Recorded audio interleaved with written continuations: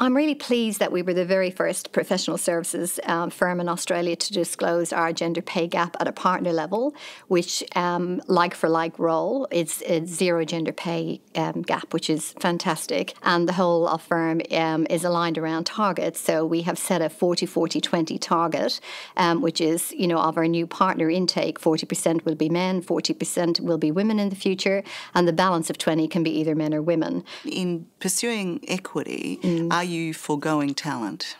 No, I don't believe you are. I just think, 47% of the workforce are women, so they are equally as talented as men. And so I think it's just working to ensure that there is no unconscious bias in your hiring procedures, in your onboarding procedures, in your promotion procedures, and that your policies absolutely support women in the workplace.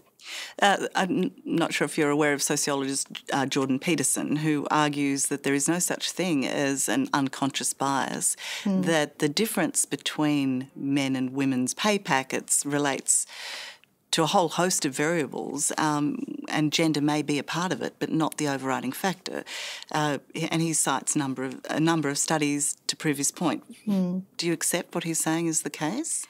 Oh, unconscious bias, I think, can be a very dangerous thing. I know that, you're predisposed to wanting to hire someone who's exactly like you. It's that age-old conundrum when you have the same people making the same decisions.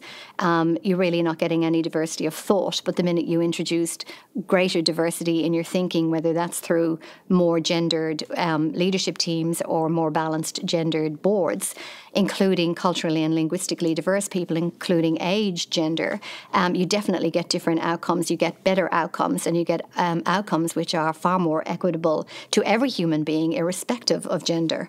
When it comes to closing the pay gap, is it about understanding and accepting the differences between men and women, or is it getting women to behave more like men?